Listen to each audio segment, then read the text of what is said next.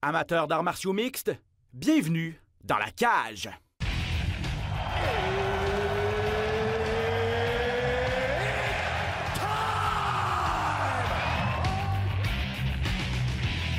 Introducing first, Benoît Baudouin, RDS Info à Las Vegas. and now introducing his opponent. C'est terminé! Victoire de Patrick Côté! Merci beaucoup tout le monde au Québec.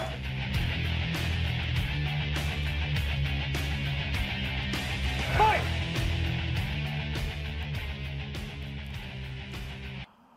Salut tout le monde, bienvenue à cet épisode de Dans la cage. Ben Baudouin en compagnie de Patrick Côté. Yes! En forme? Très en forme. Excellent. En feu, j'aime ça. On revient sur ce qui s'est passé, bien sûr, samedi passé du côté d'Auckland. Très belle carte. On a eu du fun, hein? Vraiment. Honnêtement. Puis en passant, by the way, je n'ai pas besoin de te dire ça parce que ça fait assez longtemps que je travaille à la télévision, mais c'est vraiment cool de travailler avec toi. J'ai vraiment aimé ça Puis, aussi. c'est vraiment cool. Ceux qui n'étaient pas avec nous, j'ai décrit mes premiers combats d'arts martiaux mixtes en compagnie de mon bon ami. Donc, non, on a eu vraiment du fun. Puis en plus, c'était une super belle carte du côté d'Auckland. Combat final incroyable, une guerre entre Felder et Dan Hooker. On s'en attendait, on n'a pas été déçus. Ça a été 5 rounds chaudement disputés. Il y a eu d'autres grosses performances, des KO, des soumissions. Bref, on va revenir sur ce gala-là. Des combattantes, surtout, qui ont été pas mal maganées.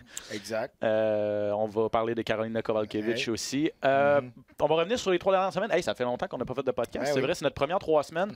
On n'en a pas fait depuis l'UFC 247, j'imagine. On n'est pas revenu sur la victoire de John Jones, victoire controversée. On va parler de ce qui s'est passé au courant des dernières semaines. J'ai hâte de t'entendre sur le coach de Diego Sanchez. Il a fait couler beaucoup d'angles, je sais pas. Je vais te demander tantôt, genre, de voir qu'est-ce que tu penses de ça. Je suis pas trop surpris de Diego Sanchez. C'est ça, sûr. Lui, c'en est un personnage aussi, un ça. peu. Et il s'est mis en équipe avec un personnage, justement. Puis on va parler de ce qui s'en vient cette fin de semaine. Il y aura une ceinture en jeu du côté de la Virginie. En fin de semaine, ceinture des poids mouche masculin, José Benavidez contre Davison Figueiredo. On va mettre la table pour ce combat. Dan Hooker, Paul Felder. Victoire du Néo-Zélandais par décision partagée. Ouais, serré. Serré. Très serré. Pas un vol, par exemple. Pas du tout. Okay. Pas du tout. Ça aurait pu aller d'un côté comme de l'autre. Je pense que Felder a commencé le combat peut-être un peu trop tard. Les 2 premiers rounds, il y avait de la difficulté à toucher, de la difficulté, et Hooker se déplaçait énormément aussi. Et la distance aussi, la portée était à l'avantage de Hooker. Utilisait bien son jab, puis notamment. Il coupait pas beaucoup les angles les 2 premiers rounds. À partir du 3e, 4e, il commençait à couper les angles un peu plus. Et là, il y a eu du succès. Mais écoute, décision partagée, et c'était la bonne décision. Une décision partagée, parce que ça aurait pu aller d'un côté comme de l'autre. Si Felder avait gagné, j'aurais été correct avec ça aussi. Ça a été un combat extraordinaire pour les fans qui étaient là-bas, pour nous qui le décrire, les fans qui regardaient à la télévision aussi. C'est un combat qui avait beaucoup d'attentes, et ils ont répondu aux attentes, justement, avec un combat extraordinaire. Et là, reste à voir ce qui va se passer dans le futur, parce que Felder a laissé planer peut-être que c'était son dernier combat, qu'il trouvait ça difficile d'être à l'extérieur, s'ennuie de sa famille. Évidemment, il a fini le combat, il était busted up, là. Il était magané. Là. Donc, c'est sûr, beaucoup d'émotions qui viennent après une défaite. Surtout une défaite, un combat dur comme ça, physiquement. Et à la fin, ben, tu te retrouves pas avec la victoire. T'es passé si proche en plus. Exact. C'est très dur émotionnellement. Et du côté de Dan Hooker, ben là, écoute, lui a lancé un défi à Justin Gaethje. Moi, je suis acheteur. C'est sûr, contre Justin Gaethje, ça serait incroyable. Donc, reste à voir ce qui va se passer. Mais moi, je pense pas que c'était le dernier combat de Paul Felder. Si ça l'était, écoute, on va se souvenir de lui comme un guerrier, comme une machine. Il y a Al Ayaquinta qui a dit notamment qu'il allait tenter de convaincre Felder. Lui, il aimerait ça l'affronter. Tu sais, Felder, c'est pas... On n'ira pas jusqu'à dire que c'est une légende de ce sport-là, mais ça fait quelques années. Il est à l'UFC depuis 2014. A gravi les échelons tranquillement. A fait ce qu'il avait à faire dans cette difficile division-là. Mais tout le monde respecte vraiment ce qu'il apporte dans l'octogone. Et ça demeure un gros nom. Et c'est ça, Ayaquinta aimerait ça l'affronter. C'est ça. C'est pas une légende. Il n'ira pas au temple de la renommée. Sauf qu'on va se souvenir de lui Mais là, encore une fois, on parle comme si c'était son dernier, Ouais. là, on ne sait pas, mais on va se souvenir de lui si c'est son dernier combat comme étant un guerrier qui allait toujours pour se battre, qui s'est jamais sauvé et qu'on savait que si Paul Felder était dans un combat, que ça allait être le fun. C'est ça. Donc, c'était sûr et certain, il nous a jamais laissé tomber et c'est ce souvenir-là qu'on va avoir de Paul Felder, si c'était son dernier combat. Dan Hooker, tu l'as dit. En fait, revenons peut-être sur ce combat-là parce que, bon, il y avait beaucoup d'animosité entre les deux gars. On le sait que, bon, Dan Hooker, Hooker pour prostituer, ceux qui parlent anglais, et Felder avait utilisé ça, là, avait fait des vilains jeux de mots. Sur Twitter, avait mis des photos de prostituées. Puis là, bon, Hooker, on s'en rappelle, l'avait vraiment pris personnel, avait dit. Manquer de respect envers sa famille, envers son nom, envers sa descendance et tout ça. Bref, il avait un peu utilisé ça pour un peu vendre le combat, créer l'animosité. Mais là, à la fin, après une guerre de 5 rounds comme ils ont livré, les deux se sont montrés énormément de respect durant leurs entrevues et tu as sûrement vu la photo après à l'hôpital, les deux gars qui étaient côte à côte dans leurs civières respectives et qui ont pris une photo ensemble. C'est pas fantastique que les deux soient maganés comme ça, mais c'est fantastique de voir que le respect qui s'impose après avoir fait une guerre de 25 minutes avec un gars en face de toi que vous êtes juste frappé dans la face. Et ça a l'air macho ce que je dis, puis je l'ai dit samedi passé lorsqu'on décrivait les combats. Il n'y a rien de plus facile pour établir un respect entre deux hommes que passer 25 minutes dans un octogone et se taper dessus, puis il n'y en a pas un qui tombe, puis les deux, à la fin, tu m'as donné tes meilleurs coups, je t'ai donné les meilleurs coups, j'étais encore là, puis ça donne un spectacle, puis à la fin, on se regarde, puis on se prend dans les bras, puis hey, good job, man. On a tout donné, là. Good job. Fait que c'était sûr et certain que malgré même l'animosité qu'il y avait avant, après une guerre comme ça, après un combat comme ça, les deux, on se tape dans la main, puis regarde, c'est de la business, it is what it is, puis après ça, on passe à d'autres choses. Regarde, Conor McGregor et Nate Diaz, ça a fait la même chose aussi. Dans le deuxième combat, ça a fait 5 rounds, les deux bras d'un bras dans les autres. Et après. Dieu sait que ça avait brassé avant le combat. Là. Donc, tu sais, c'est ça. Puis avant, c'est de la business, puis on essaie de mousser le combat. Des fois, c'est vrai, l'animosité, mais même si c'est vrai, après 25 minutes d'action comme ça, tu peux pas. Il y a un certain. Je dis souvent, il se passe beaucoup de choses à l'intérieur de l'octogone entre les deux combattants que le monde ne comprenne pas à l'extérieur en regardant le combat. Ben ça en est une. Puis ceux qui n'ont jamais mis le pied dans un octogone, ne se sont jamais battus professionnellement, peuvent pas comprendre ce principe-là, peuvent pas comprendre comment plus que le combat avance, plus que le respect s'impose envers ton adversaire. Mais c'est pas une question d'être barbare, c'est une question de dépassement de soi, puis tu respectes que ton adversaire est arrivé en forme puis qu'il te donne le meilleur de soi-même. Et oui, Felder était déçu de cette défaite-là, mais n'a pas non plus crié au vol après. Et lui, et dans ses commentaires aussi, a démontré énormément de respect, a trouvé que la performance de Dan Hooker était vraiment incroyable.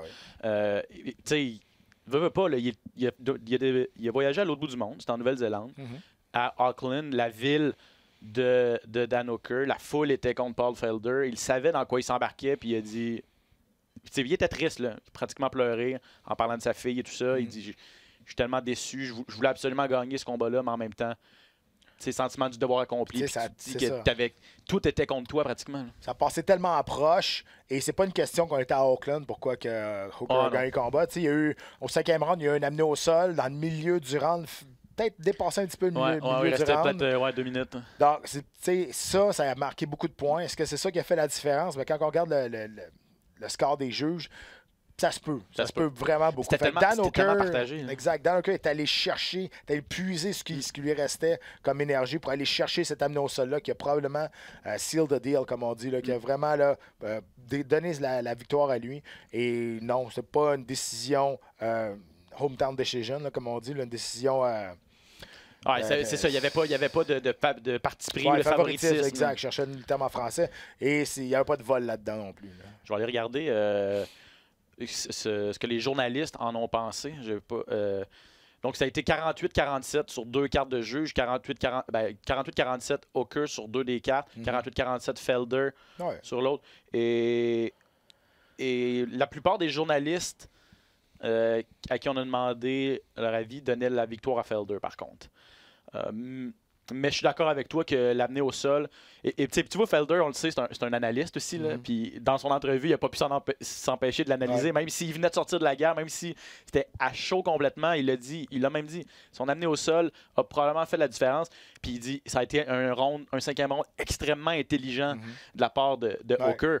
On se doutait probablement de part et d'autre que c'était 2-2. Là, puis que ça allait jouer possiblement au cinquième round. Et Hooker a joué vraiment, a été ultra brillant et a travaillé fort pour l'amener au sol aussi. Là, donc, il faut quand même lui donner. Là. Ben oui, écoute, il n'y a pas de vol là-dedans. Parlons de Hooker, justement. Bon, tu l'as dit, il a mis au défi Justin Gaethje. Cependant, on a appris cette semaine que l'UFC avait peut-être d'autres plans pour Justin Gaethje avec Conor McGregor quelque part cet été, probablement juin ou juillet. Juillet, ça vendrait beaucoup à International Fight Week. Là. Puis, tu sais, McGregor avait dit qu'il voulait se battre encore une fois avant la fin de l'été. L'International Fight Week, ça serait incroyable. McGregor contre Justin Gaethje, à quel poids, par exemple? C'est plus ça que je me demande, parce que McGregor a dit qu'il aimerait bien rester à 170, il était confortable. Est-ce que Gaethje va prendre le combat à 170? Je pense qu'il va le prendre. Si on lui offre, il va le prendre. Je suis pas mal sûr de ça. Moyennant quelques petits à côté qui se passent dans le vestiaire avec les dirigeants de l'UFC. Mais oui, écoute, si c'est pas Gaethje, on a parlé de Dustin Poirier aussi. C'est ça. C'est ce que Hooker a dit. Et, un ou l'autre, je suis acheteur. Ben oui. Tu sais, Dan Hooker était classé 7e chez les poids légers. Felder 6e. Felder 6e. On va peut-être changer de place. Là, ça ne changera pas grand-chose. Ouais, pas dans le top 5 pour Hooker. Je sais pas. Je veux dire, pour rentrer dans le top 5, il faut qu'il batte quelqu'un dans le top 5, à mon avis, mais ça se peut. Là. En fait, il est 5e. Là, ça a été mis à jour dernièrement. Donc, il est passé 5e. C'est Cerrone qui a baissé d'une place aussi. Qui est descendu 6e, Felder 7e. Mais ça, c'est normal parce que Cerrone a perdu son dernier combat. Donc, c'est un peu normal qu'il passe en avant de lui s'il a gagné. Mais en même temps, les classements, on en a déjà parlé de ça. C'est tellement... Mais surtout quand tu as probablement deux des plus grandes vedettes, deux des plus grands vendeurs de l'UFC dans la même division. Khabib Nurmagomedov et Conor McGregor, c'est sûr que c'est un peu eux qui mènent un peu le bal là, dans le sens où on va les mettre contre à peu près n'importe qui, puis ça va être un combat final, puis ça va être... Là, Khabib va se battre contre Tony Ferguson au mois d'avril. Si on fait Conor contre Justin Gaethje pour un combat d'aspirant numéro 1 à la ceinture quelque part au mois de juin ou juillet.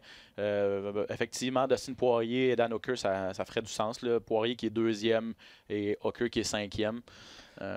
Poirier, c'est ça. Mais Poirier, il a eu sa chance. Il s'est fait complètement dominer. C'est sûr que pour avoir une deuxième chance, il y a beaucoup de monde en avant de lui. Là. Il va y avoir Gaethje, il va y avoir Conor. Hooker, s'il s'en vient tranquillement pas vite.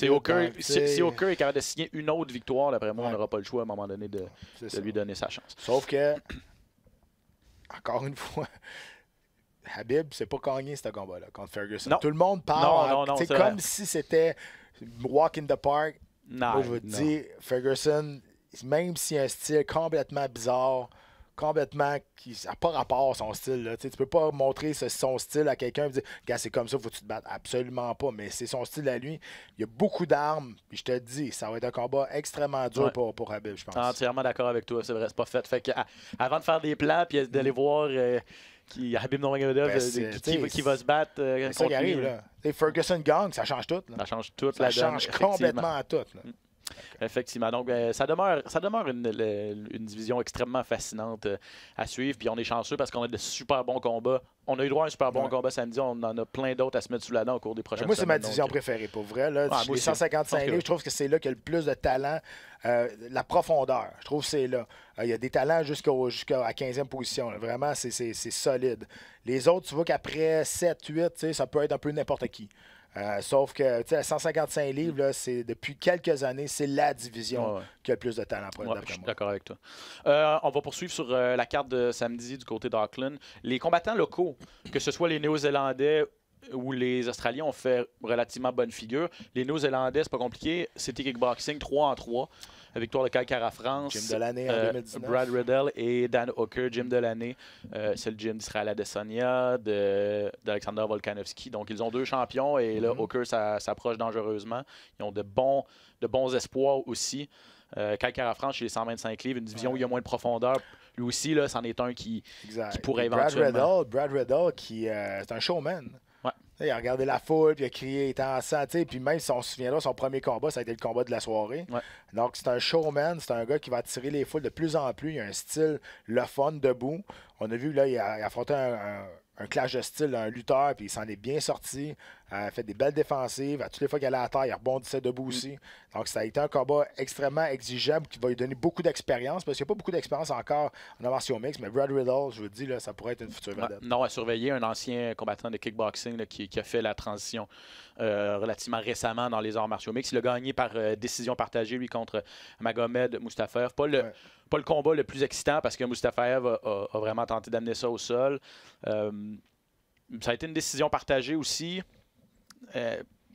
Perso, je pense que Mustafaev en avait peut-être fait assez pour l'emporter, mais encore une fois, c'est pas la pire décision de l'histoire de Il n'y a pas eu de vol. Il y a eu quelques décisions ça. partagées, mais il n'y a pas eu de vol ce soir. Puis des fois, c'est juste difficile à juger. Là. Les juges sont humains, ils n'ont pas accès aux statistiques non plus.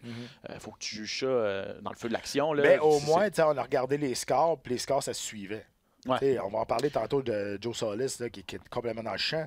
Mais au moins, les juges, on regardait les cartes, mais c'était quoi? C'était soit 49-48 ou 48-47 ou whatever. Ouais. Là, c'était c'est ça. Il y a tout le temps un round de différence entre les juges. Il n'y en a pas un qui avait 30-27, puis l'autre qui avait 30-27 pour Non, c'est ça, c'est des 29-28, ouais, effectivement. C'est un combat de 3 rounds, là, mais il y a un juge qui a donné 2 rounds à Mustafaev, mais les deux autres juges, là, Booth et Hill, avaient les deux exactement les mêmes cartes. Et puis, encore une fois, là, les journalistes, tu vois, c'est assez partagé. Quelques-uns avaient Riddell, 2 avaient... un combat nul, 29-29. Et 4 autres avaient Mustafaev. Donc, c'était très partagé. Il faut parler de Jimmy Crute rapidement contre Michal Oleksiejczuk. Performance sans faille de Crute. Hey, 23 ans. 23 ans, là, être capable de faire ça à un gars. Il a joué avec. Parce qu'il a joué. C'est ça.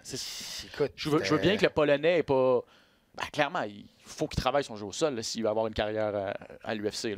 Oui. Parce que ça fait 2 soumissions de suite qui se fait passer. Et là, c'était même pas difficile de l'amener au sol, une poupée de chiffon. Puis même quand il a pris la position montée complète, n'importe qui aurait été capable d'aller la chercher. Puis Jimmy Crute revenait de sa première défaite en carrière aussi. Avec ça, c'était important de rebondir fort. Et ça a été une flawless victory, comme on dit, à sens unique, sans faille. Toute une performance. Il l'a brassé, il l'a amené à terre, il a joué avec, puis rendu à terre. Ben, ça a été un walk in the park. Question de temps. Ça a été vraiment facile. C'est ça, au premier round, là, il s'est débarrassé de. Ouais. Et là, il n'a pas fait son entrée dans les classements, là, Jimmy Crute, mais à 205 livres, s'il réussit à coller une autre victoire comme ça.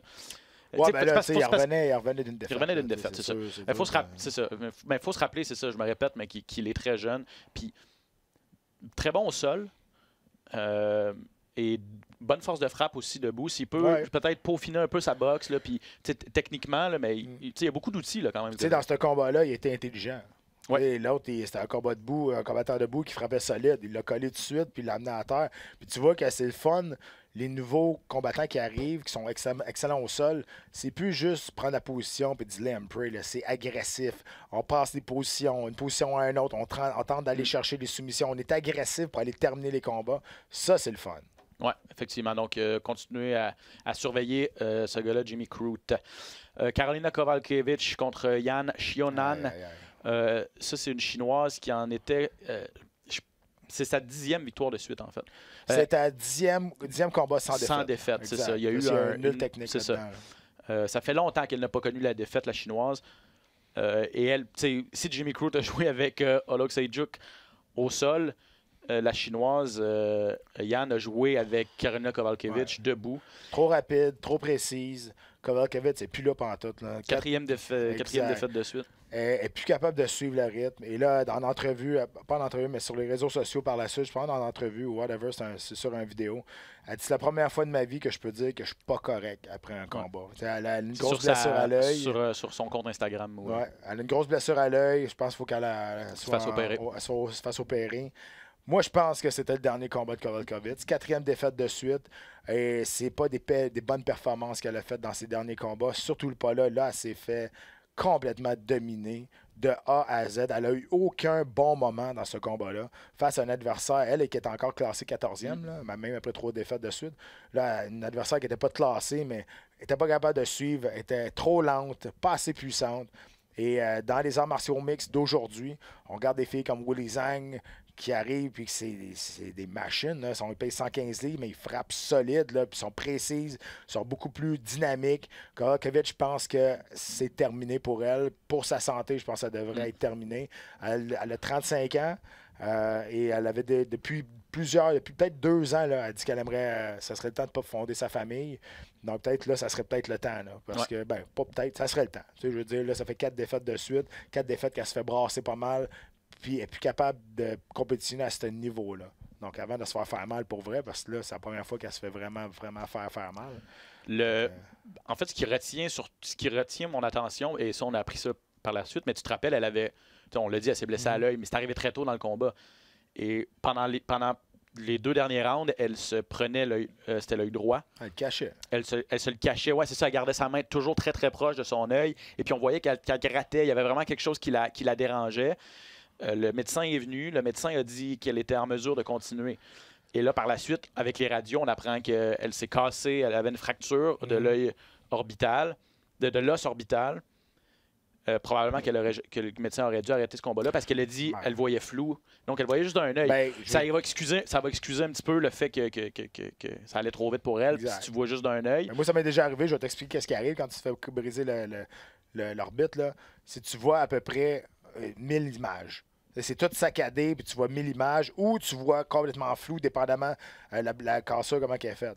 Mais aussitôt que tu leur puis ça brise, il y a une espèce en arrière, là, c'est sur les nerfs de l'œil, comme expliquer pourquoi ça faisait ça. Mais tu ouvres ton œil, mais tu vois à peu près 1000 images, une après l'autre.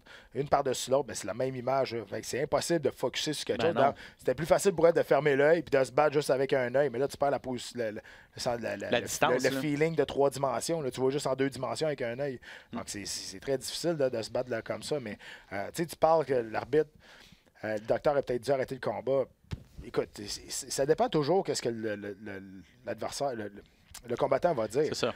Il a demandé les tests, les tests, il a montré combien tu vois de doigts, 2 doigts. Pour lui, elle voit assez pour continuer. Après ça, il lui demande est-ce que tu veux continuer? Elle dit oui, je vais continuer. Bon. Lui, c'est sûr, il ne peut pas faire un X-ray directement dans la cage.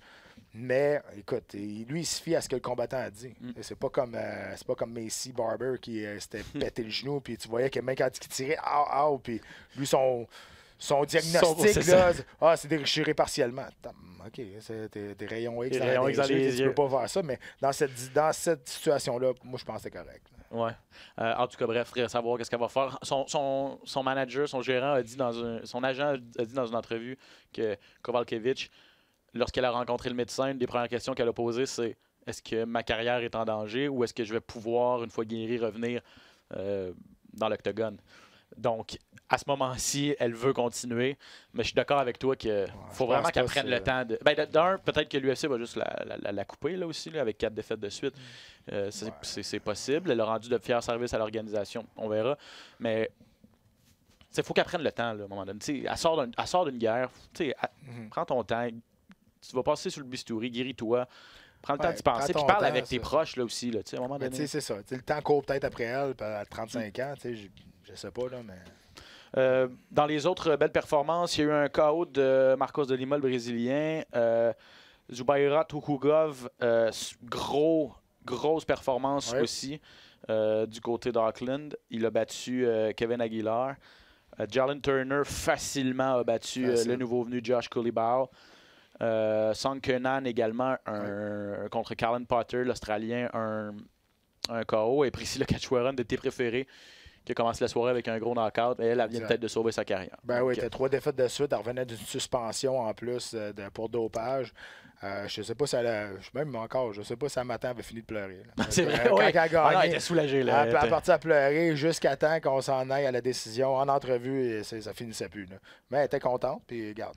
Mais en tout cas, bref, tout ça pour vous dire qu'il y a eu c'était une superbe carte. C'était pas tous des grandes vedettes, mais quand c'était pas des KO, des soumissions, c'était des combats ultra serrés. Donc, honnêtement, là, sur 12 combats, il n'y en a pas eu beaucoup qui étaient pas intéressants. Bon, comme c'est notre premier podcast en 3 semaines, on va rapidement revenir sur ce qui s'est passé dans les dernières semaines parce que je veux avoir l'opinion de Pat sur quelques sujets qui ont fait jaser pas mal au cours des dernières semaines. Parce que, bon, à l'UFC 247, il y a 3 semaines, John Jones qui l'a emporté contre Dominique Reyes, ça faisait longtemps qu'on n'avait pas vu John Jones se faire brasser de la sorte. Ouais. Ben, tu sais, il avait été brassé contre Santos. Santos, sur une jambe, avait été chercher une décision partagée. Donc, il faut quand même lui donner ça. Mais Reyes, plusieurs personnes croient qu'il s'est fait voler. Est-ce que c'était ton opinion? Non. Moi, j'avais 3-2 Reyes. Il a gagné les 3 premiers rounds, les 2 derniers, clairement. C'est vraiment un combat en 2 temps. Là. Mais il y a une chose que John Jones a dit après le combat, et que tu l'aimes ou que tu l'aimes pas, il a absolument raison. Il est tombé direct sur la raison pourquoi il a gagné le combat. Il a dit, faut pas en vouloir au juge, faut en vouloir au coach de conditioning à Reyes. Puis, c'est plate, mais des 2 derniers rounds, Reyes était plus capable de rien faire, était au bout du rouleau. Et on a vu John commencer à prendre les dessus au fin de 3e, 4e et 5e. Ça, c'est de l'expérience. C'est l'habitude de faire des combats de 5 rounds aussi, et c'est le premier de Jones s'est servi de son expérience pour aller gagner ce combat-là. C'est pas un vol, ça aurait pu aller d'un côté comme de l'autre, mais dans des rounds serrés, c'est une loi non écrite, tu vas le donner au champion. Donc, les 4e, c'est le 3e round qui a fait la différence. Parce que le premier, 2e, c'est à l'avantage à Reyes. Par la suite, 3e, ça aurait pu aller d'un côté comme de l'autre. Tout dépendamment comment toi, tu as vu ça. Et 4e, 5e, c'était Jones. Donc, c'est sûr et certain, tu regardes la fin du combat. Si Reyes avait peut-être mieux géré ses émotions, ses énergies dans les 2 premiers rounds, il aurait peut-être eu du gaz un peu pour en donner un peu plus. Mais là, les 2 derniers rounds, complètement brûlés. Jones qui faisait ce qu'il avait à faire. Puis, regarde, c'est une victoire d'expérience. Puis, c'est pas plus que ça. Il a utilisé sa grosse expérience, Jones, pour aller chercher le combat. Est-ce qu'on devrait refaire tout de suite un combat entre Reyes et Jones ou plutôt Jan Blachowicz qui, la semaine suivante, au Nouveau-Mexique, a passé un KO percutant à Corey Anderson pour vraiment se placer dans la discussion pour une chance au titre. Donc, ce sont pas mal les 2 noms là, qui reviennent comme prochain adversaire de John Jones. Tu ferais quoi, toi? Moi, je ferais Reyes. Je pense qu'il l'a mérité. Parce que moi, t'as dit, Blachowicz, d'après moi, il passe pas 2-3 rounds. Il n'y a pas assez d'outils. Tu sais, Reyes, c'est un grand bonhomme. Il va dans le clinch. Il travaille dans le clinch. Il travaille à lancer des bons coups de pied également. Il a blessé les jambes beaucoup. Il a lancé beaucoup de coups de pied dans les 2 premiers rounds, ce qui a affaibli Jones. Blachowicz, il fait pas ça. Là. Même si Blachowicz a une ceinture noire en jiu-jitsu brésilien, pas sûr qu'il va être capable d'amener Jones à terre s'il veut. Là. Il n'y a pas une lutte extraordinaire. Pas grand monde qui a réussi à amener John Jones au sol. Exact, c'est ça. Donc, c'est sûr que je donne pas... Je donne pas cher de la peau de Blachowicz si ça arrive contre Jones. J'aimerais voir un combat revanche face à Reyes, mais je pense qu'il l'a mérité. Il a passé très près. Bon, reste à voir ce que Jones va vouloir faire. Là. Jones, veux-tu monter chez les lots ou attendre le prochain combat d'Adesanya puis voir ce qui va se passer après? On parle déjà les deux, ils parlent déjà de vouloir se battre. Écoute, il y a bien des affaires qui vont se passer. Mais, encore une fois, Jones qui reste, je dis invaincu, là, parce qu'il y a une défaite, là, mais on s'entend que c'est pas vraiment une défaite. Là, il a fait par disqualification, mais il avait complètement dominé ce combat-là. Mais, tu sais, bottom line, au bout de la ligne, c'est une victoire d'expérience. Cette décision-là, Reyes contre Jones, a relancé, Pat, la discussion ou le débat sur la façon de juger les combats. Ce débat-là fait surface aussi en boxe, revient périodiquement en arts martiaux mixtes. Est-ce qu'on devrait rendre public les cartes des juges entre les rounds? On sait qu'ils doivent à chaque round, ils doivent donner un gagnant ou un perdant, mais personne ne les voit jusqu'à la fin du combat. dans certaines régions, notamment en Asie, au Japon, à la boxe, on les rend publics. Peut-être après 4 rounds, on dit voici où on en est rendu. Après 8 rounds, voici où on en est rendu. Ils appellent ça open scoring. Donc, le pointage ouvert, là, si on veut, ou public. Est-ce que tu penses que ça aurait pu. Est-ce que ça peut aider? Est-ce que tu serais pour ça? Bref. 100%. Ah ouais, OK. Je serais 100% pour ça parce que je pense que le spectacle serait amélioré. Tu sais jamais ce que les juges pensent, puis à toutes les rounds, ben tu sais, OK, là, j'ai perdu cette round-là. Ce round-là était serré, mais tu ne sais pas c'est quoi. Fait que c'est sûr que si, là, tu es sûr que tu l'as perdu, tu le vois, tu as perdu, tu vas en donner 2 fois plus. La seule affaire que moi, je ferais pas avec un score open comme ça, je ne mettrais pas les noms des juges. Je les mettrais à la fin, parce que ça serait le bordel. Parce que, tu sais, tu as des fans, mettons, d'un combattant, puis là, c'est un round serré, puis le juge donne un round à l'autre, il va se faire écœurer pendant tout le reste du combat. Là. Donc, c'est juste pour ça. À la fin, on donne... Pour éviter que les juges se fassent... soit influencer ou tirer des bières et des hot dogs. Là. Ouais, exact. Puis ça va arriver. Ouais. Écoute, c'est comme ça. Se fasse intimider ou des affaires comme ça. Donc, oui, moi, je suis pour le score open, que les combattants puissent voir où ce que le combat est rendu. Je pense que ça améliorerait le spectacle parce que tu sentirais un sentiment d'urgence rendu au 3e round. Si tu sais que tu as perdu les 2 premiers rounds, tu dis, t'as pas le choix, il faut que tu y ailles. Mais d'un autre côté, celui qui sait qu'il a gagné les 2 premiers rounds, il va se battre plus sur la défensive. Oui, mais c'est pas mieux. Je veux dire, te battre sa défensive, là, c'est parce que la meilleure défensive, c'est l'offensive. OK, là, c'est ça. Donc, si tu fais juste reculer puis tu essaies d'acheter du temps, c'est long 5 minutes. Là.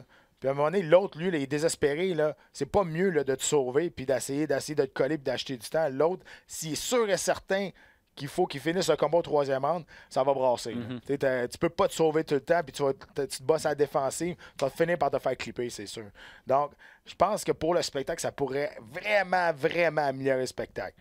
Mais on donne le nom des juges à la fin du combat seulement et non pas round après round pour la protection des juges, justement. Juste pour la protection qu'ils ne se fassent pas crier des affaires ou lancer des affaires pendant le combat, justement. La question a été posée à plusieurs responsables de commission athlétique. Les 2 plus importantes aux États-Unis, celle du Nevada et celle de la Californie, les deux responsables ont dit non, on est contre ça. Il y avait l'argument qui revenait. Un des arguments, c'est ce que tu viens de dire, là, pour la sécurité des juges. Les responsables disent il faut que ces gars-là soient à 100% dédiés à regarder le combat. Là. Il faut qu'ils regardent chaque seconde. Ouais, Ils ne peuvent pas détourner les yeux, tout ça.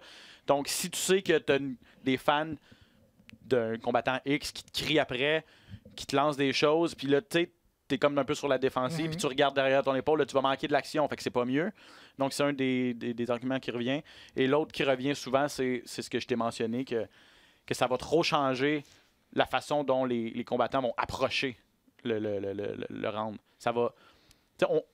pour le spectacle, on veut 2 gars qui soient offensifs tout le temps. C'est sûr que t'arrives... Mais en même temps, ça se passe déjà, parce que si tu perds 2 rounds, puis chaque combattant arrive dans son coin entre les rounds puis demande à son coach, j'ai-tu gagné ou j'ai pas perdu le round? Ou les coachs vont ajuster leur plan de match en conséquence. C'est 2-0 pour nous autres. Fais ce que tu as à faire. Ça se passe déjà. C'est sûr que si les 2 premiers rounds ont été serrés puis tu ne sais pas si tu es en avance ou tu es en retard, il y en a qui vont s'asseoir pareil puis ils vont dire je vais essayer d'acheter du temps puis peut-être j'ai gagné les 2 premiers ou peut-être c'est 1-1 ou je vais y aller all-in. Tu sais jamais comment tu vas réagir quand c'est serré. Mais si tu es sûr et certain que tu es en arrière, là, même si tu es fatigué, tu vas y aller. Puis moi, je pense que le spectacle serait amélioré en sachant le score. Mais encore une fois, peu importe si le juge est bon ou il n'est pas bon, tu peux pas mettre le nom des juges. C'est trop, pas pendant le combat, c'est trop pas dangereux entre guillemets, là, mais c'est sûr qu'il y a du monde autour, des fans du combattant que tu n'as pas donné le round. Si le round est serré, ça va chialer. C'est sûr, ils vont se faire déranger, ils vont se faire intimider, ils vont se faire crier après. Là. Je suis un peu d'accord avec toi. À tout le moins, je l'essayerais.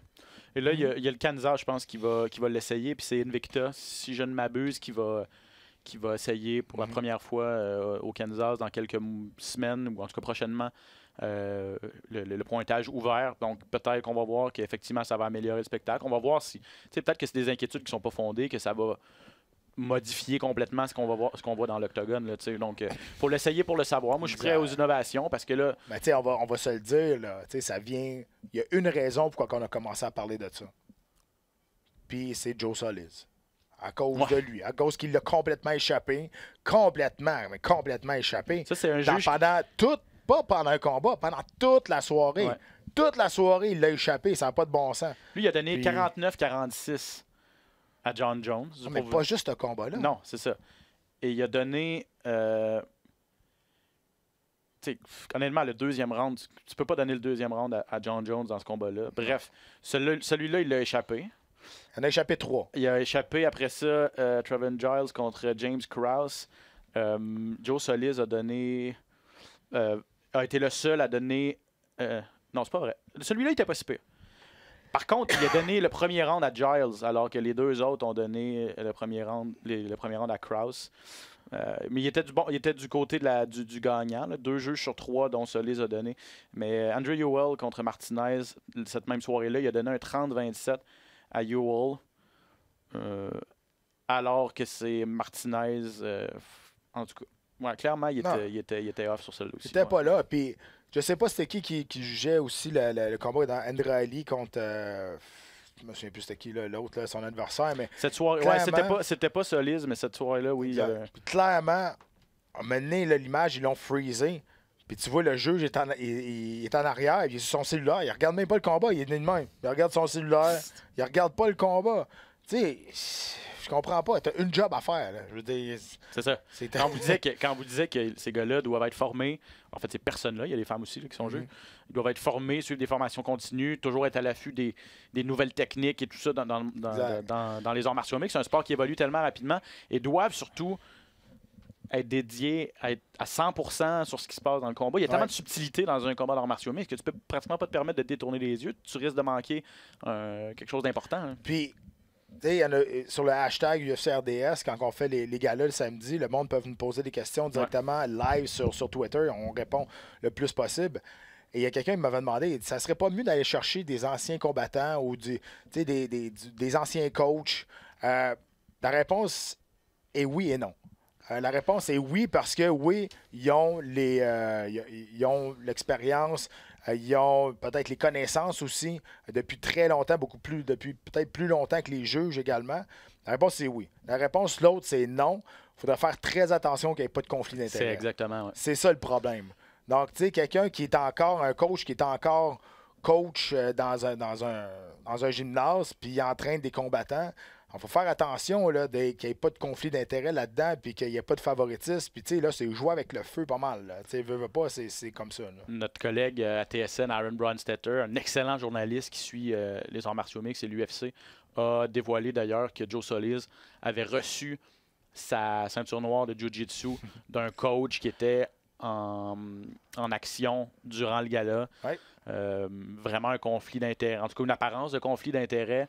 On a posé la question à John McCarthy qui a été longtemps officiel. C'était pas dans le combat à Krause ou je me rappelle plus. Je me rappelle plus c'est quel. Vous irez lire ça, c'est sur le site de TSN, l'histoire. C'est ça, il avait reçu sa ceinture noire d'un coach qui était en fonction et Big John McCarthy qui est analyste pour Bellator, mais qui a été longtemps arbitre de combat, a dit il faut absolument, lorsque tu connais personnellement une personne qui est impliquée dans un combat, faut que tu rapportes ça à la commission, il faut que tu leur dises regardez, j'ai un lien avec telle personne, eux vont juger si vous êtes en mesure de juger le combat ou pas, mais McCarthy disait que la plupart du temps, les commissaires disaient c'est parfait, merci de nous le dire, on va placer un autre juge, on ne te mettra pas dans une position inconfortable. Pour tout le monde. On va te faire juger un autre combat, pas celui-là. Et là, apparemment, que ça avait lorsqu'il a rempli ses formulaires, Solis a jamais dit qu'il avait un lien avec ce gym-là. L'excuse, c'est de dire on est à Houston, au Texas, c'est un petit monde. On le sait, à Texas, la commission athlétique au Texas, là. c'est pas vraiment mieux que ça allait au Brésil, tu te dis. Là, Non. ça en est passé des affaires assez bizarres. Là. Tu sais, Derek Lewis contre Latifi, là, il l'avait dit en plus. Il dit, moi, je vais aller me chercher une décision partagée, une décision controversée, vous allez voir. Mais c'est ça qui est arrivé aussi. Écoute, c'est assez bizarre ce qui se passe là-bas. Mais de plus en plus, il y en a du monde qui sont bien formés pour faire, les juges et les arbitres. Puis on parlait des anciens combattants. Ben, tu as Frank Triggs, maintenant, qui est arbitre, puis qui est arbitre à l'UFC souvent. On l'a déjà vu. Il n'y en a pas vraiment d'autres là, que je me souviens vraiment. Là. Mais oui, ça serait peut-être un avenue, d'aller peut-être aller chercher des anciens combattants ou des choses comme ça, ceux que ça les intéresse. Oui, c'est ça. Mais, Alors, au moins, il y a un bagage d'expérience assez intéressant. Et pour conclure ce sujet-là, là, j'ai trouvé l'article. Il y avait un lien avec Eric Williams. C'était dans le combat Giles contre Krause. Il avait un lien avec Eric Williams qui était dans le coin de... attendez... Il était dans le coin de Giles. Ouais, c'est ça. Et c'est Giles qui a gagné le combat. Exact. Donc, ça a fait pas mal jaser. On va voir. Il juge au Texas, le Joe Solis. Il n'y a pas des événements toutes les fins de semaine. Il s'est fait ramasser Oui, ses ouais. réseaux sociaux, pas à peu près. La semaine passée, du côté de Rio Rancho, il y a... entre autres, il y a eu Blachowicz contre Anderson, mais Diego Sanchez qui a retrouvé le chemin de la victoire, mais pas de la façon qu'il aurait voulu. Il se faisait pas mal brasser par Michel Pereira jusqu'à un coup de genou illégal. Vraiment une décision complètement idiote là, de Pereira. C'était même pas proche. Sanchez avait 2 fesses à terre. Il était complètement à terre. C'est n'importe qui, n'importe quel novice sait que c'est un coup de genou illégal. Là, Bref, c'est pas ça le point. Mais ce qui a fait surtout jaser, c'est le coach de Sanchez qui s'appelle Josh Fabia. Et je sais pas si coach c'est un bon mot, mais les gens utilisent plus le terme gourou. C'est un gars qui a aucun bagage en arts martiaux mixtes. Non. Tu vois sur ses réseaux sociaux, puis tu vois qu'il entraîne du monde à envoyer du monde à terre avec un doigt. C'est ce genre de, les genres de vidéos qu'on voit là, avec l'énergie. Puis là, quand tu penses à ça, tu te dis, OK, c'est normal qu'il soit ami avec Diego Sanchez. Ouais. C'est normal que les deux se comprennent là-dedans. Mais tu vois, c'est ce genre de coach-là. Là. Il va te toucher, là, puis là, tu vas tomber à terre. Il monte ses affaires. La dureté du mental, là, c'est quoi? C'est la force psychologique qui va te permettre d'aller... Mais tu vois, là, moi, dans ce combat-là, c'est sûr que la décision de Sanchez est très controversée. Semblait être capable de continuer, d'aller chercher la voie facile pour aller chercher la victoire. Ceci étant dit, ça a été un coup légal quand même.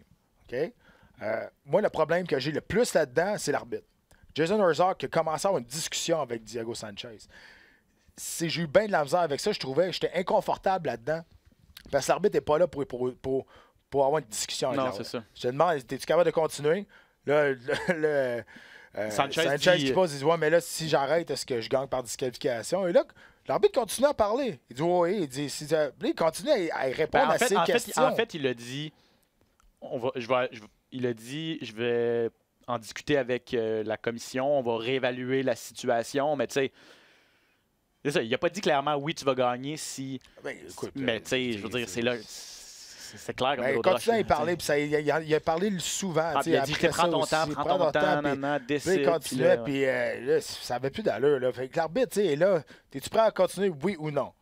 Là, après ça, s'il dit oui, mais si tu as un doute, tu vas chercher le docteur, puis là, le docteur va faire sa job.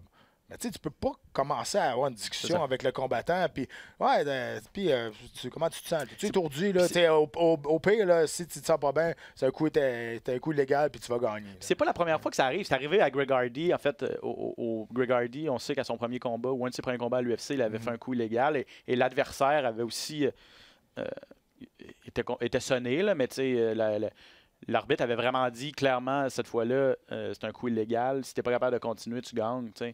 Ça vient vraiment influencer la décision du... Je suis d'accord avec toi que les arbitres devraient en dire le moins possible. Exact. Ils sont pas là pour influencer la décision. C'est quoi le règlement? C'est, tu as reçu un coup illégal, prends ton temps. On a du temps. Il avait clairement perdu les 2 premiers rounds. Prends ton temps, mais après ça, envoie-le dans son coin. L'arbitre reste pas trop loin, mais engage pas de discussion avec le combattant. Et fait venir le médecin pour vérifier si tout est correct. Là, je suis d'accord. Là, pour Diego Sanchez, il s'est fait ramasser ses réseaux sociaux parce que tout le monde disait que c'était une décision cheap et une décision facile. Lui a répondu, écoute, c'est une décision intelligente. Moi, j'ai reçu un coup illégal. J'avais le droit de pas vouloir continuer. J'ai pas continué.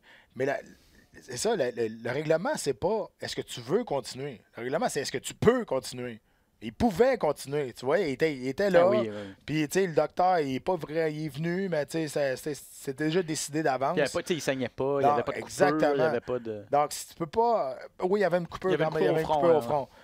Mais c'est ça l'affaire, c'est que est-ce que tu veux continuer? Tu peux pas dire je veux pas continuer. Hey, je peux pas continuer, c'est vrai, c'est différent. C'est une lettre, là, mais ça fait toute la différence dans le règlement. C'est vraiment. Mais lui, il voulait pas continuer, parce qu'il pouvait continuer.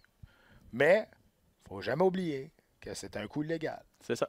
Donc, Pereira, ben, il faut qu'il vive avec les conséquences. C'est lui qui a donné le coup illégal. Tu le veuilles ou que tu le veuilles pas, c'était dans ses droits. Ben, dans ses droits. Dans les règlements, tu as un coup illégal. Si tu peux pas continuer, ben, le combat est fini puis tu perds par disqualification. Puis Diego Sanchez, ça a beau être un drôle de moineau. Ça fait assez longtemps qu'il fait ça, il connaît les règlements. Donc, il n'y avait pas besoin de l'arbitre que l'arbitre lui dise. Parce que là, juste avec un coup de genou, il était doublé sa paye. Là, il est en train de se faire démolir. Là. Oui. Là, lui, il est allé doubler sa paye. Il est pas fou. Là. Je suis d'accord avec lui, c'est une décision Mais intelligente. bon, C'est sûr que le spectacle en souffre. Et puis à un moment donné, ben... C'est ça. Est-ce que c'est bon pour ton image? Puis je veux finir sur Fabia parce que, bon, entre les rounds, Fabia, le gourou en question disait des trucs comme shadow, ombre.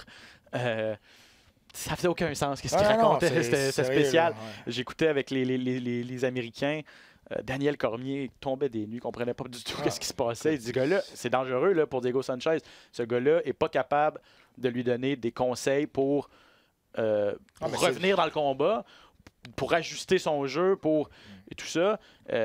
Trevor Whitman, qui est un coach, qui est analyste aussi dans les coins, il dit, j'ai jamais entendu ça. Il dit, je connais Diego Sanchez, c'est un excellent lutteur.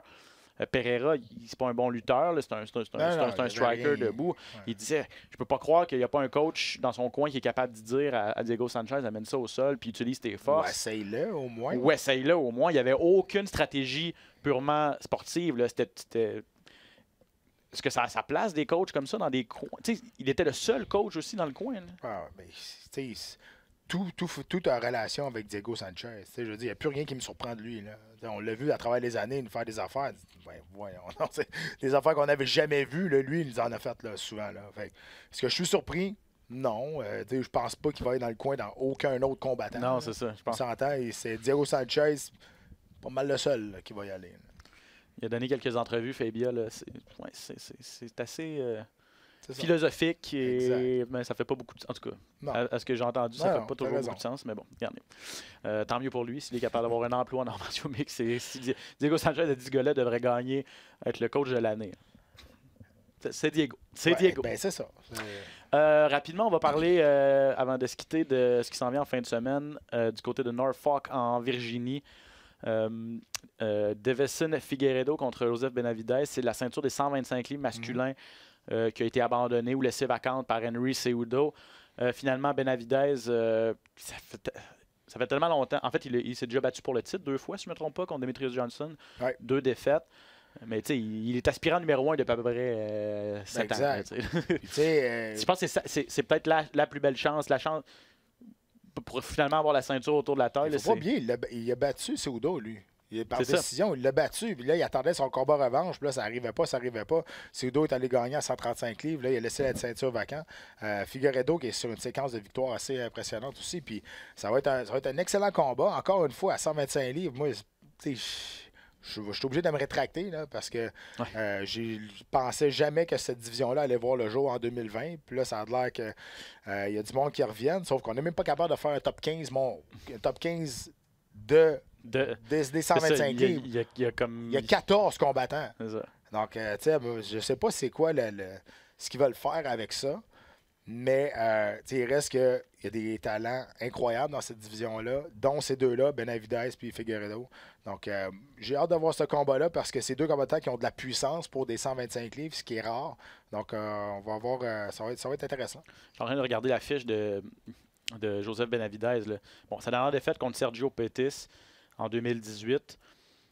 Mais avant ça, c'est Demetrius Johnson 2 fois et Dominic Cruz 2 fois. À WEC. Probablement que c'était à 135 livres, ces combats-là. Ouais, exact.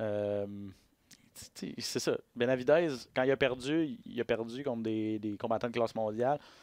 Demetrius Johnson, certains le considèrent comme un des meilleurs de tous les temps, en tout cas le meilleur 125 livres de l'histoire. J'ai comme l'impression que c'est deux gars qui se ressemblent un petit peu. Figueiredo, je le connais un petit peu moins. Mais j'ai comme l'impression que Benavidez fait tout un petit peu mieux que Figueiredo. Figueiredo va être un petit peu plus grand. C'est un combattant qui excelle en boxe thaïlandaise. Donc, c'est sûr qu'au niveau du combat debout, peut-être un petit peu plus propre sa technique Benavidez. Okay. Benavidez, c'est un combattant qui c'est un petit bull. Il est tout petit puis il va lancer des gros shots. C'est un excellent lutteur ultra rapide dans les transitions au sol et en grappling, le fameux scramble. Là, ultra bon dans ces transitions-là. C'est sûr que, en général, tu as fait raison. Le meilleur combattant d'arts martiaux mixtes, si on parle d'être le plus complet, c'est Benavidez. Mais bon, ça se passe quand la cloche sonne, puis on verra bien ce qui va arriver. Mais oui, sur papier, à mon avis, moi aussi, Benavidez est beaucoup supérieur. Benavidez qui a une fiche de 28 victoires, 5 défaites. Son adversaire, Figueiredo, fiche de 17-1. Lui, sa seule défaite, ça a été il n'y a pas si longtemps que ça. C'est ça contre Usyk Formiga. En 2019, ça fait un an environ, le mars 2019. Il est revenu après ça avec 2 victoires contre Alexandre Pantoja et Tim Elliott. Donc, c'est ça. On va avoir un nouveau champion cette fin de semaine chez les 125 livres. Et je pense que ceux qui suivent ça depuis longtemps, Benavidez, son nom, il est là tout le temps. Toujours considéré pour un championnat. Donc, c'est sa chance. C'est sa chance. Et souhaitons-lui, en fait, que finalement, il va pouvoir réaliser ce qui lui manque, c'est-à-dire avoir la ceinture. Yep. Dans les autres combats, il y a la Canadienne Felicia Spencer qui va se battre contre Zara Fern. Il y a 2 combats de 145 livres féminins sur cette carte-là. C'est rare, ça aussi. Où on ne sait pas qu'est-ce qui arrive là, non plus. Ça aussi, je pensais pas que ça allait durer jusqu'en 2020. Mais bon, je connais rien. Bon, regarde. Et Ayan Kutalaba contre Magomed Ankalaev. Ankalaev, il me semble que les dernières fois qu'on l'a vu... C'était assez violent. Là. Très violent. C'est un gars qui a ses 2 derniers KO, je pense que c'est avec des coups de pied percutants. Là. Il est très agile, très puissant. Il va avoir quelqu'un pour danser avec. Kutalaba, qui est peut-être pas le combattant le plus complet, mais très intense et fort physiquement. Il va vouloir aller à la guerre. Et là, on risque d'avoir un autre KO. Là. Moi, je pense que Ankalaev va le knocker encore. Je pense aussi. Là, mais ça va être un combat le fun parce que Kutalaba va pas reculer. Il va aller vers l'avant puis il va vouloir échanger. Il va vouloir être dans le combat. C'est comme ça qu'il va trouver une chance de remporter la victoire de son côté. Parce que la seule défaite en carrière d'Ankalaev, c'est contre Paul Craig, qui est reconnu pour son combat au sol, un spécialiste des soumissions. Donc, j'ai pas l'impression je pense qu'Ankalaev, c'est vraiment un gars qui va se battre debout. Là. Il a plusieurs KO. Mais écoutez, là-bas, c'est pas un gars qui va souvent au sol non plus. Là. Comme tu disais, ça va être un gars qui va. Exact. C'est un gars qui va vouloir donner un spectacle et qui va vouloir être debout. Donc, c'est un combat assez intriguant. Ankalaev, vous allez voir s'il est capable de placer un bon coup de pied ou même. En tout cas, il a de la puissance dans les poings et dans les jambes également. Luis Peña aussi qui va se battre contre Brian Barbara. C'est toujours un gars assez spectaculaire, assez particulier aussi. Mais tu sais, pour Peña, on l'a tellement vendu comme peut-être être the next big thing. Il y a de la misère. Il y a de la misère à... Ben, tu sais, c'est pas de sa faute. Je veux dire, on a tellement mis d'emphase sur lui, puis la hype... C'est dangereux, le hype. Ça peut être super bon comme ça peut détruire un athlète. Le hype, c'est ultra dangereux. Là. Et là, il y en a eu beaucoup autour de Luis Peña. Et là, on commence à être critiqué parce qu'il finit pas ses gars. Ben non, c'est un combattant qui est un peu trop sécuritaire. Mais tu sais, ce qu'on a vu avant pour rentrer à l'UFC, c'est sûr qu'il y a des performances spectaculaires, sinon il ne serait jamais rentré. Sauf que, tu sais, là, on est en une autre marche. Là. On est rendu à l'UFC. On est rendu avec des combattants de plus en plus complets. Il va se battre contre Steve Garcia qui fait ses débuts à l'UFC. Donc, c'est peut-être une bonne occasion pour lui d'utiliser sa courte expérience supplémentaire à l'UFC contre Garcia pour aller chercher une grosse performance. Excellent. Donc, ça, c'est le gala de cette fin de semaine en Virginie. Bien sûr, sur les ondes de RDS2, comme d'habitude, à 19h. Je pense le premier combat diffusé sur nos ondes. Donc, soyez-y avec Pat et Jean-Paul qui va faire son retour cette semaine. Des annonces et des rumeurs dans le monde des arts martiaux mixtes, à l'UFC toujours. L'UFC 250 va avoir lieu au Brésil au mois de mai. Et là, c'est pas mal c'est confirmé en fait que Henry Cejudo va mettre sa ceinture des 135 livres en jeu contre José Aldo. Ouais. Est-ce que tu es d'accord de donner une chance au titre à José Aldo? Il a fait un seul combat à 135 livres puis il a perdu. C'est ça, il a perdu contre Moraes. Plusieurs pensaient qu'il avait gagné. Oui. Ça a été une décision controversée. Mais oui, c'est bizarre. Écoute, parce que t'as Aljamain Sterling qui est là dans les exact. classements, Peter Yan aussi, qui aurait probablement mérité. Sais-tu qu'est-ce qui est bizarre? C'est que depuis le début de l'année, là, en 2020, on vient de commencer quand même, là, mais si je me trompe pas, là, les 4 premiers pay-per-view ou quelque chose comme ça, là, mais les combats de championnat, là, on parle, là, il va y avoir Adesanya contre Romero. Romero a perdu ses 2 derniers combats. Là, on va parler de Cejudo Aldo. Aldo a perdu son dernier combat. On va parler de Volkanovski contre Holloway. Holloway a perdu son dernier combat aussi. Donc, c'est bizarre parce qu'on Avant, on voyait pas ça. Avant, on voyait pas ça du tout. Donc, pour Aldo, oui, super surpris, mais il reste que c'est au Brésil. Mais Moraes, c'est un Brésilien aussi. Donc, c'est ça que c'est un peu bizarre. Mais mettons, ça aurait été difficile de mettre en finale de ce gala-là au Brésil, par exemple, Peter Yan ou Aljamain Sterling contre Henry Cejudo. C'est ça. Donc, ça prenait un... Absolument. Ça prenait un... Ouais, Moraes, qui a battu Aldo, peut-être aurait pu être une option, mais beaucoup moins populaire. Et à un moment donné, il a été un très grand champion, Aldo, à 145 livres. Et plus nécessairement ce qu'il a déjà été, par contre, mais plus de difficultés dans les dernières années. Mais en raison de sa renommée, de ses exploits passés, c'est peut-être un peu moins dérangeant de le voir.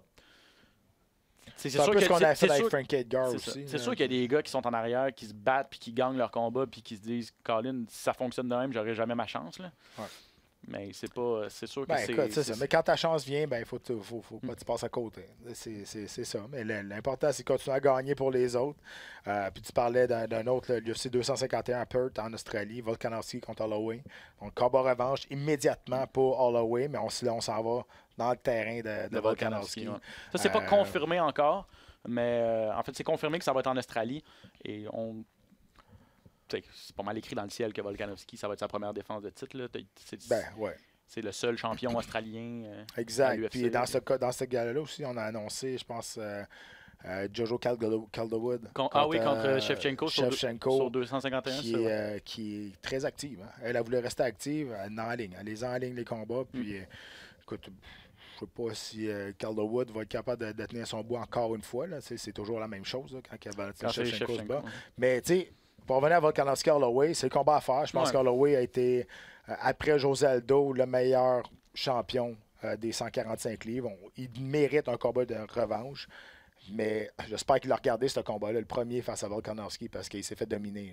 Il s'est fait démolir les jambes en début de combat. Il était gelé sur place. Ça ne sortait pas ce soir-là. Je ne sais pas si c'est juste une soirée que ça ne sortait pas ou s'est fait surprendre par la puissance et le style de Volkanovski. Mais clairement, un combat à regarder parce qu'il y a beaucoup de choses à corriger dans ce combat-là s'il affronte Volkanovski encore une fois. Oui, Volkanovski s'est fait un nom vraiment.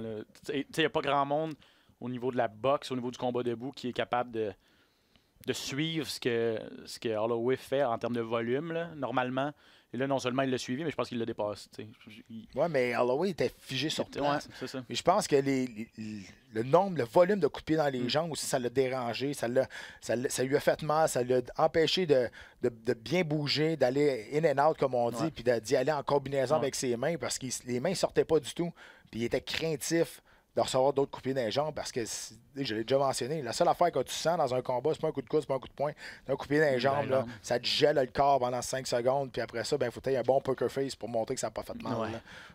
Puis avec répétition, c'est pas le fun. On va être gâtés. En tout cas, en fin de semaine, une ceinture en jeu. La semaine suivante, 2 ceintures en jeu. Ça va être l'UFC 248, Adesanya contre Romero, ainsi que Zhang Weili contre Joanna Jędrzejczyk. Le 249, c'est celui Tony Ferguson contre Khabib Nurmagomedov à Brooklyn en avril. Et après ça, 250 en mai au Brésil et 251 en Australie. Et après ça, ça va être le gros gala du mois de juillet qui risque d'être l'UFC 252. Donc, et il y a beaucoup de monde aussi sur l'UFC #RDS, #UFC RDS qui nous a demandé est-ce qu'il va y avoir un gala au Canada. Normalement, il y en a 3 par Normalement, année. il y en a 3 par année. J'ai su par les branches qu'en juin, il y en aurait un OK. au Canada. On ne sait pas encore c'est où, mais prochainement, l'horaire devrait sortir pour la deuxième partie de l'année de l'UFC. Donc, à partir de mars, mi-mars, que les dates sont supposées sortir, mais ça ne serait pas avant le début de l'été pour un gala au Canada. Il reste à savoir si l'UFC va décider de revenir au Québec. Ça fait un petit bout là, qu'on les a pas vus. Mettez pas un gros 100$ là-dessus. Non? Je OK. pense pas. Malheureusement. Ouais, c'est plate, mais écoute, la dernière fois qu'ils sont venus, c'était l'UFC 286. Je me battais sur cette carte-là contre Joe Riggs. C'est en 2014. Hein? Puis ça fait quand même longtemps, ouais. Peut-être un petit peu plus tard que ça. Ouais. Puis, C'était Demetrius Johnson contre exactement. Horiguchi. Exact. Puis, écoute, il a fallu qu'ils ferment les bancs d'en haut puis qu'ils descendent tout le monde en bas. Il y avait eu beaucoup de blessures. La carte avait beaucoup changé, je comprends. 2015, avril 2015. Mais c'était quand même Ça un fait 5 pay-per-view, UFC 186. Demetrius Johnson, encore une fois, ça a toujours été ça, pas son problème, mais il était victime de sa catégorie de poids. Ce gars-là, à 125 livres, ben, ça ne vend pas. Qu'est-ce que je te dis? Tout le monde était conscient que c'était le meilleur combattant livre pour livre. Tout le monde le disait, mais personne n'était prêt à acheter pour aller voir combattre parce que là, 125 livres, ça ne vend pas. En fait, c'était la finale devait être Ronan Barao contre TJ Dillashaw à 135 livres. Initialement, il y avait 2 combats de championnat sur cette carte-là. C'est juste que Barao, si je ne m'abuse, s'était blessé. Et on avait reporté ce combat-là. Ouais. Et là, le combat était tombé à l'eau. Donc, c'était vraiment Demetrius Johnson qui devait porter cette carte-là sur ses épaules. Là. Puis surtout, c'est la réponse des gens que l'UFC n'a pas aimé. Ouais. Oui, parce que les autres fois, on venait quand c'était Georges Saint-Pierre qui se battait. Toutes les fois où l'UFC venait à Montréal, on battait pratiquement des records de. Mais il y a une raison pour ça aussi. La première raison, Georges Saint-Pierre. Ça, c'est sûr et certain. Il ne faut pas se mettre la tête dans le sable. Là. Quand Georges a décidé de prendre sa retraite, ça a donné un gros coup. Pas nécessairement positif, mais négatif ça a eu un impact aux arts martiaux mixtes majeur, au Canada et au Québec. Et la deuxième affaire aussi, c'est qu'avant, sa côte est américaine, il n'y avait pas de gala UFC. À Boston, à New York. Dans l'État de New York, il y avait, exact, il n'avait pas. Donc, le monde de là montait en haut pour venir voir les gros galas à Montréal. Donc, le monde de Boston, le monde de New York, ça montait puis ça venait voir le gala à Montréal. Maintenant, ils n'ont plus besoin parce qu'ils attendent, parce qu'ils savent à un moment donné, ça va arriver dans l'année, là, il va en avoir un chez eux. Donc ça, c'est une autre affaire aussi. Oui, effectivement. Par contre, il y a le Centre Vidéotron au Québec qui serait prêt à accueillir un gala. Il y a même la Place Belle à Laval qui serait un amphithéâtre parfait pour un Fight Night. Là. Puis tu sais, à Québec, ils ont déjà été une fois. Une fois. Moi, je me suis battu là, sauf qu'ils sont allés un mercredi. Mercredi, une ville de travailleurs à Québec, là, puis le gala commençait pas trop tard aussi, parce que c'était un Fight Night, c'est la finale d'Ultimate Fighter. Il n'y avait pas eu beaucoup de monde. Il y avait peut-être 3500 personnes, mais tu fais un gala le mercredi dans une ville comme Québec, c'est sûr qu'il n'y aura pas grand monde. Parce que c'est pas rare quand on regarde les assistances dans l'UFC que c'est du entre 5 et 7000. Je veux dire, c'est pas rien de quand tu fais comme en Virginie là, en fin de semaine prochaine là, à Norfolk, c'est pas une si grosse ville que ça sera pas un si gros amphithéâtre que ça. On battra pas des records Donc il y a moyen de venir au Québec dans des salles peut-être un peu plus modestes. Non, malheureusement, Georges Saint-Pierre n'est plus là, mais les fans, c'est quand même un marché intéressant. Le Québec va demeurer un marché intéressant, je pense. Il y a un noyau dur de fans qui seraient prêts à y aller, même si tu n'as pas de méga vedettes. Ben c'est ça. Là, on commence à en chercher. Là, le monde disait, est-ce que tu mets un Charles Jourdain? Charles n'est pas assez populaire encore. Pour faire une finale. Exactement. Puis même pour attirer les gens. Il commence, là, il y a eu une grosse victoire. Ça va prendre du temps avant qu'il soit reconnu à sa juste valeur, dépendamment des performances qu'il va avoir aussi. Marc-André Barriault qui va jouer gros à son prochain combat. Ça passe ou ça casse. Donc, il faut trouver des talents locaux pour que le monde s'identifie à eux. Là, présentement, on n'en a pas. Donc, c'est ça. Il y a Charles qui commence, mais oui, c'est ça. Mais est-ce qu'il y a la crédibilité pour faire déplacer les foules présentement? Non, pas encore. Ça peut devenir parce que c'est super spectaculaire, puis c'est un gars qui s'exprime bien, puis c'est un gars qui paraît bien aussi. Ça peut le devenir. Mais présentement, il n'y a pas la crédibilité pour faire déplacer les foules. Il doit coller quelques victoires. Donc, bref, restez à l'affût. Pat, on va vous tenir au courant aussi quand ça va sortir, quand l'UFC va être de retour au Canada. C'est sûr qu'ils vont venir. Parce qu'ils vont faire, normalement, comme vous disait, ils font 3 galas. Est-ce qu'ils vont en faire 3 cette année? à suivre. Bref, on vous tient au courant dès qu'on a des nouvelles. C'est tout le temps qu'on avait pour cet épisode de Dans la cage. Merci énormément, Pat. Merci d'avoir été là, tout le monde. Vous pouvez nous écouter ou nous regarder. On est sur YouTube, sur la zone vidéo du RDS.ca en vidéo, sur l'application mobile également de RDS et sur l'application iHeartRadio. Dans la cage, ouais, c'est ça, toutes les plateformes là, où vous prenez vos podcasts. On est facile à trouver, c'est gratuit en plus, donc même pas d'excuses. Pat, merci. On se revoit probablement la semaine prochaine pour un autre épisode de Dans la cage. Bonne semaine tout le monde. Ciao.